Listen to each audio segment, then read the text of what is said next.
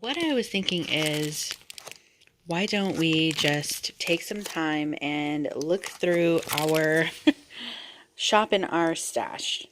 As you can see, this is a little stack of paper that I have here, and I'm thinking what I can do is just start pulling out papers in my stash that go together. Like, as you can see, obviously when I bought these here, I bought them with something in particular in mind, so they all coordinate. So I can grab these and we can make a journal with that. And then what I have done also is some of these have are paper stacks, and so I can actually pull out a few papers from the paper stack and make a journal that way as well. So yeah, so let's go ahead and start digging in our stash and just pull out a few things to start making a journal with, or two or three. So after you've pulled out, I pulled out 8 pages of the 12 by 12 paper, and I have a few different stacks of that. Then pull out some just plain white paper so that you have some regular writing paper, and then start looking through like all of your little other papers, like random papers, lined papers, ledger papers, just things that you can add in. So let's do that. This paper, I've been housing it for since before I really even started making books, but I got it at the paper source. It is made in India. It's a beautiful paper. I've had it for at least, I don't know, 6 years or so. So I'm going to cut a piece off of this and we're going to finally use it. Greetings, welcome back to Pink Oddbird. Today I am here to do a little thing that I'm calling shop in your stash. I went downstairs to try and find some paper that I can't find, and I decided that it might start getting a little bit easier for me to find what I'm looking for if I actually start using what I have. So shop in your stash. You can do this along with me if you want. You might have already seen on this video, there's a few little clips from when I was pulling these papers out, and this is nothing new. This is nothing that you probably don't already know, and it's something that I've already done on my channel eons ago, so I will try and link that video as well. So what I have done is I'm going to explain what I've pulled out here and how I'm going to get these signatures ready for journals. So let's go ahead and get started. Okay, I have my paper trimmer here, but we don't really need it yet because the first thing we're going to do is just organize these papers into signatures. So I'm going to flip them over.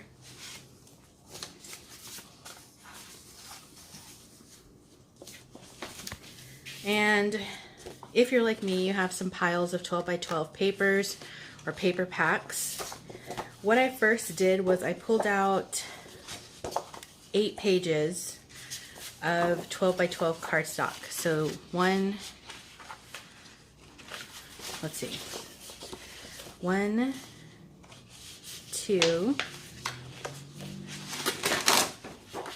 3, 4, 5, 6, 7, 8.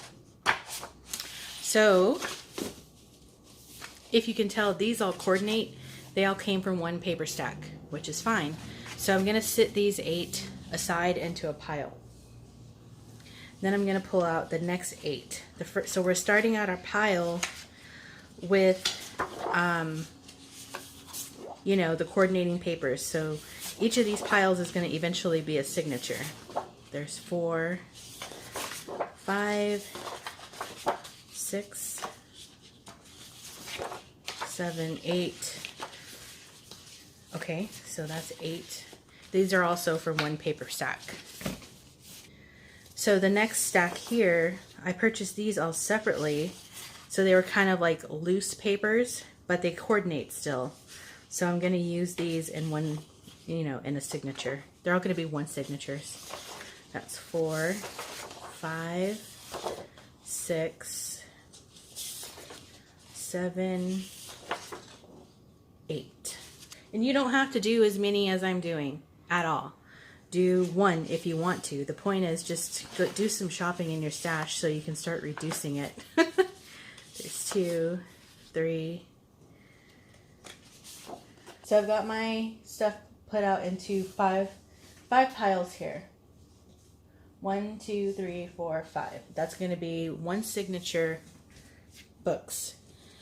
So the next thing I did after I got all of my scrapbook paper out is I pulled out little odds and ends papers to put inside of them.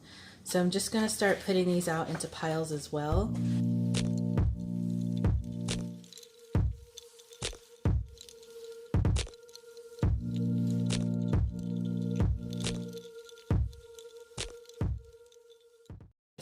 Then these I found in an old photo album. They're like the sort of parchment, you can kind of see through them, papers that come out of old photo albums. So that's 2.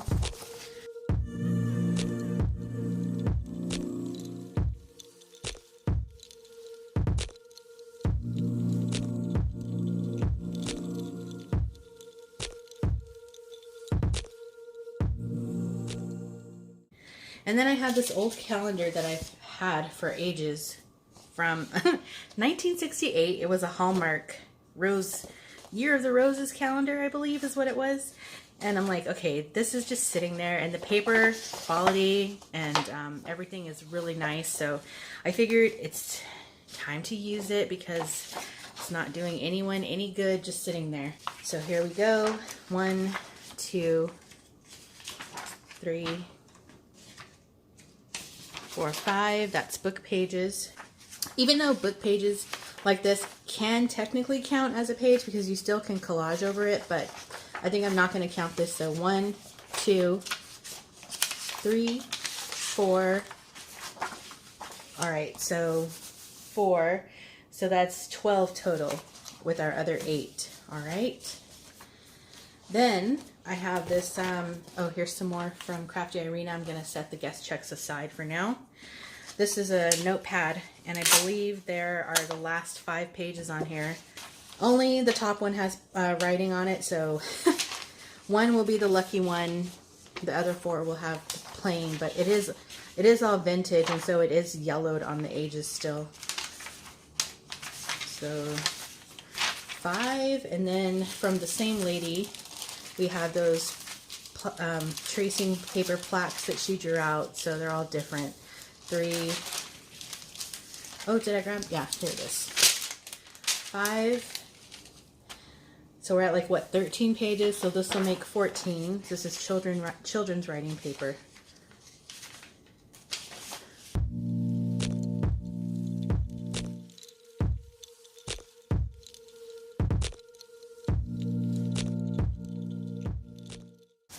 There we go. That's all that I have. So now combine these little piles that we just made with your stacks of 12 by 12s, or stack if you're doing one book. So now that we have our 5 piles here, it's time to start assembling them into signatures. So I'm just going to dig into my pile here and start folding. Now, one thing that you will have to consider is what size journal are you going to make? For this book, I think I'll do 8.5 by 5.5, so just regular standard size. So right now, all I'm going to worry about doing is folding these in half because I don't really have to do too many special measurements for it, but I will have to, like this one, obviously it's too tall, so we'll do that when we get there. But you can fold these in different ways to add some interest. So like that. I'm gonna fold in half. My music paper.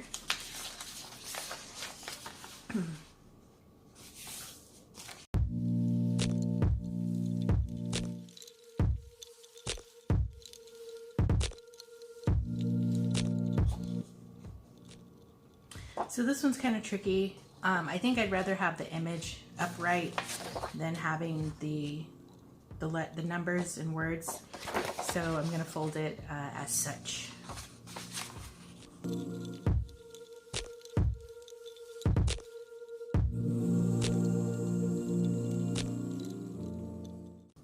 Okay, so now we're at the 12 by 12 pages. These are all plain white on the back, which is fine. You can start doing coffee staining or tattered angels or stenciling or anything like that that you want to do on these pages. You can do that now, or you can do it later. So right now I'm just going to worry about getting these all folded. So that's what I'm going to focus on. And it is a good idea to have your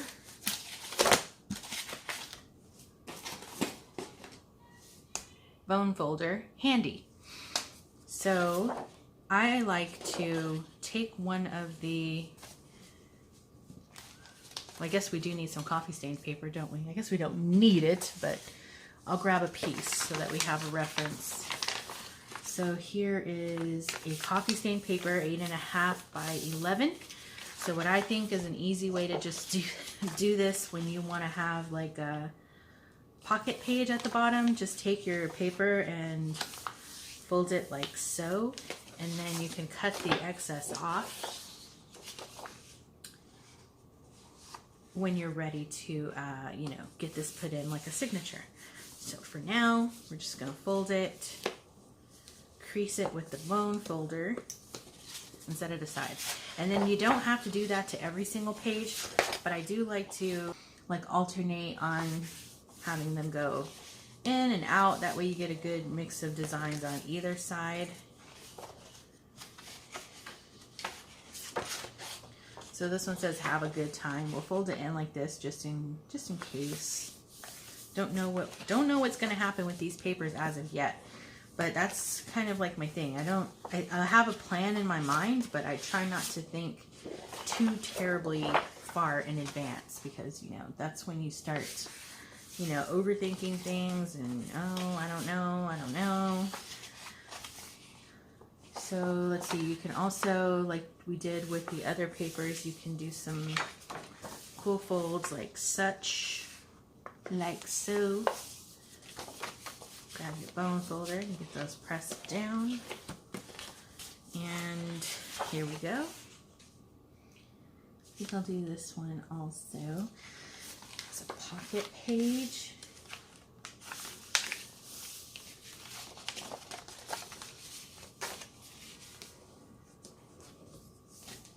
And I'll fold this one backwards.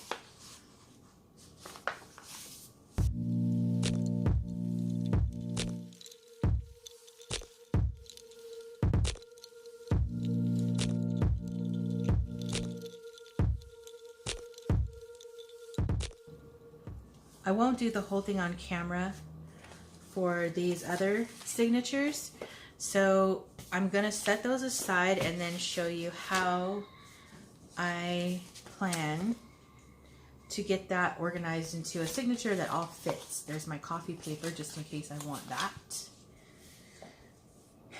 And move this one. Okay, so here's what we just did. Now I'm going to take my paper cutter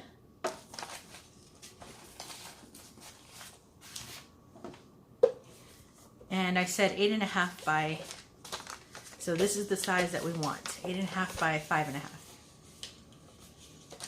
So that's fine and that's fine. So this one we just need to cut it down to 8.5.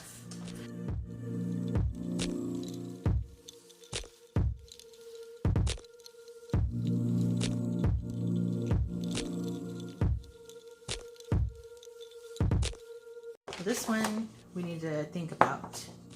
This one we can cut down to 8.5.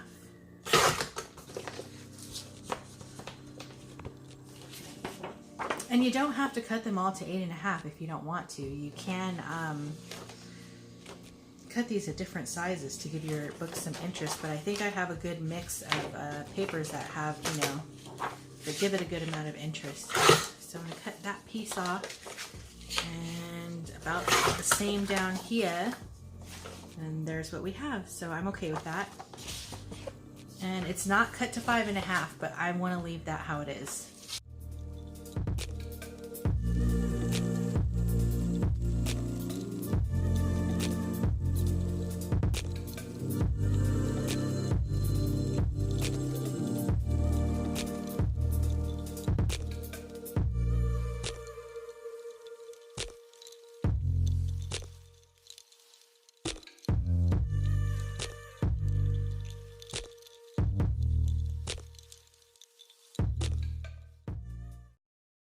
All right, so I'm gonna start assembling this into a signature and see how it looks. Now it's time to start picking how you want your signature to go. So I'm just gonna dive in.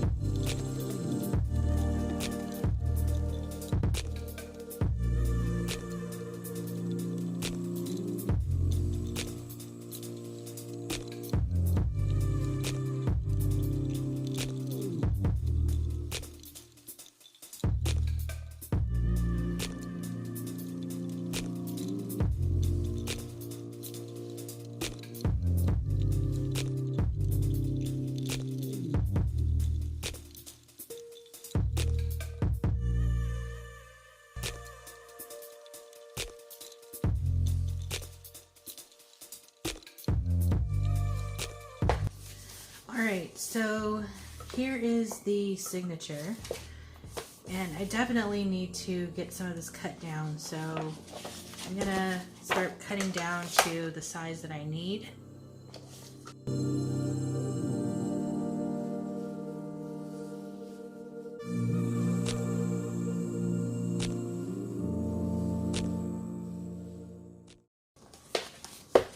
So as you can see, it's starting to get into, well, this one needs to be cut shorter a little bit.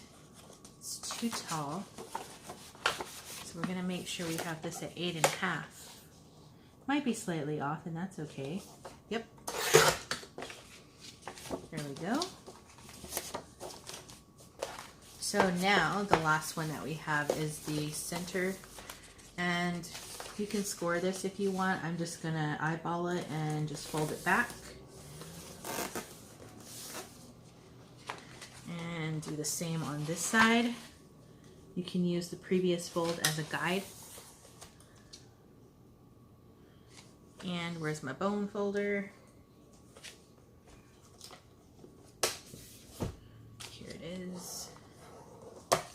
There's that. And there's that. So just like that, super quick and easy, we have a signature, nice and robust and ready to be decorated just by shopping in our stash. So let's see, here I have a B6, so this one is 5x7. And this is what it looks like. Nice and tons of pages. They probably have about, they all probably have about 80 pages front and back. So really thick, so I really have to be careful about how I embellish these, or else they'll be like this. These are my leftovers. This obviously is I accidentally pulled out 2 of the journaling card pages, and then this one I didn't really need, so I'll be putting these 2 back I don't need. This one is the standard size traveler's notebook, so 4 1/4 by 8 1/4. Same thing, it's got about 80 pages, so really big and chunky. So the next one, I tried a little fun size. because the size of this one is really fun. It's 3.5 by 9, so really tall and skinny, but I thought this was fun because, you know, this is something that you can slip into a backpack or a purse.